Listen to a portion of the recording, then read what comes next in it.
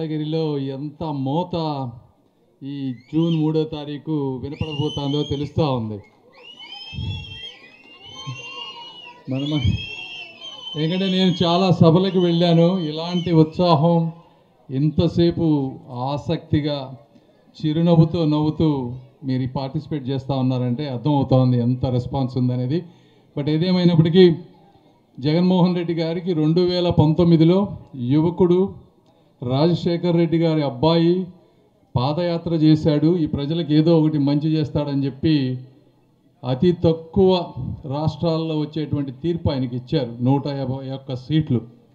అలాంటి సీట్లు ఇచ్చినప్పుడు ఆయన ఎలాంటి పరిపాలన చేయాలి అంటే మరో 30 సంవత్సరాలు మీ అందరి కృతజ్ఞత తీర్చుకునే విధంగా ప్రతి క్షణం ప్రతి ఒక్కరి మేలు గురించి పోరాడాల్సినటువంటి వ్యక్తి.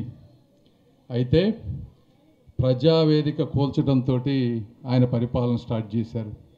ఎవరైనా బుద్ధి, జ్ఞానం, ఆలోచన ఉన్న వ్యక్తి ఎవరైనా మన ట్యాక్స్ డబ్బులతో కట్టినటువంటి, మన కష్టాలతోటి, మన చెమటతోటి కట్టినటువంటి ఒక వేదికని కూలుస్తారా అని అడుగుతా ఉన్నా. ఎవరన్నా అంటే అతని వ్యక్తిత్వం ఎలాంటిదో మీరు అందరూ అర్థం చేసుకోవాలి. కేవలం ఎందుకు చేశారు? ఒక వ్యక్తి మీద కక్ష, ఒక వర్గం మీద కక్ష. ఏం చేశారు చంద్రబాబు నాయుడు గారు? ఏం పాపం చేశారు ఈ రాష్ట్రానికి? తెలుగు జాతి కోసం తన జీవితం మొత్తం త్యాగం చేసినటువంటి ఒక మహోన్నతమైనటువంటి వ్యక్తి. ఈ రాష్ట్రంలో కానీ 2 రాష్ట్రాల్లో కానీ ఏ వ్యక్తి అయినా తన పూర్తి జీవితాన్ని రాష్ట్ర ప్రజల కోసం త్యాగం చేసిన వాళ్ళు ఎవరన్నా ఉన్నారా? అరే అలాంటి వ్యక్తి మీద కక్ష తీర్చుకోవాలని అనుకున్నటువంటి వ్యక్తి. అదే చంద్రబాబు నాయుడు గారిని చూడండి. చంద్రబాబు నాయుడు గారు హైదరాబాద్ కంబైన్డ్ స్టేట్లో అధికారంలో ఉన్నప్పుడు ఇక్కడ రాజకీయం చేస్తున్నటువంటి అయోధ్య రామిరెడ్డి గారిని పిలిచి మీరు వేస్ట్ మేనేజ్మెంట్ చేయండి, ఫార్మాసిటీ చేసుకోండి, మీలాంటి ఆంటర్ప్రెన్యూర్స్ కావాలి, రాష్ట్రం అభివృద్ధి చెందాలి, ఉద్యోగాలు కావాలని చెప్పి కులమతాలకు అతీతంగా వారికి ఇస్తే వారు విపరీతంగా దాని మీద డబ్బు సంపాదించుకొని ఈరోజు 2000 కోట్ల రూపాయలకి పైగా ఆయన ఎదిగారు. అయితే కనీస కృతజ్ఞత లేకుండా వాళ్ళ అబ్బాయి ఇంత కష్టపడి ప్రజల కోసం చేస్తూ ఉంటే వారి మీద నీచ రాజకీయాలు చేసేటువంటి కుసంస్కారులు వీళ్ళు అని చెప్తా ఉన్నాను.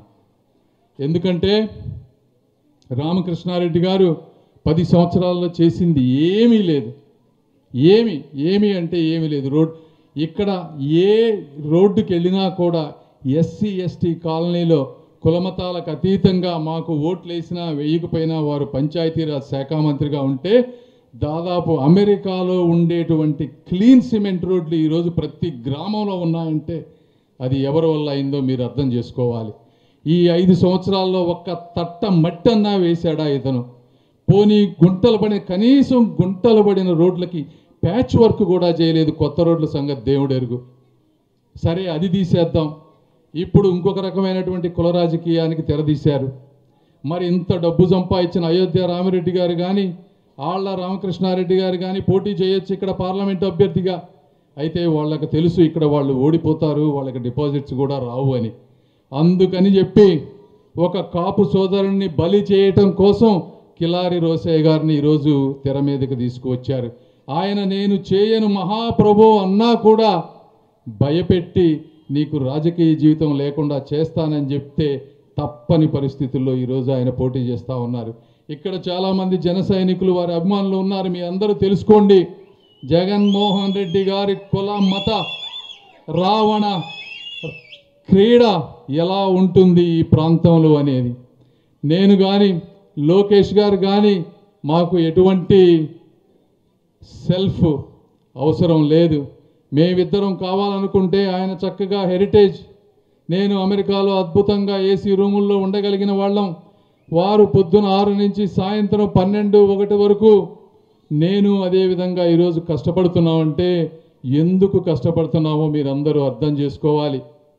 ఫ్యామిలీలను వదిలి, పిల్లల్ని వదిలి ఈరోజు ఇంత చేస్తున్నామంటే ఎందుకంటే ఈ రాష్ట్రంలో నిరుద్యోగం పోగొట్టాలని, రోడ్లు బాగుపడాలని, డ్రైనేజీలు ఇంప్రూవ్ అవ్వాలని, మంచినీళ్ళు కనీసం మంచినీళ్ళు కూడా ఇవ్వలేనటువంటి పరిస్థితుల్లో ఉన్న మంచినీళ్ళు ఇవ్వాలని, ఇలాంటి ఎంతో సహృదయంతో మేము ఈరోజు వచ్చామని మీరందరూ అర్థం చేసుకొని మళ్ళీ ఆ వైసీపీ ప్రభుత్వం ఈ చుట్టుపక్కల కనీసం వాసన కూడా ఉండకుండా ఉండే విధంగా అఖండమైన మెజారిటీతో లోకేష్ గారికి ఆయన కష్టానికి 50,000 నుంచి 1,00,000 కోట్ల మెజారిటీతో మీరందరూ గెలిపించాలని మనస్ఫూర్తిగా తెలియజేసుకుంటూ ఈ అవకాశం ఇచ్చిన మీ అందరికీ కూడా నా హృదయపూర్వక కృతజ్ఞతలు. జై చంద్రబాబు, జై పవన్ కళ్యాణ్, జై లోకేష్.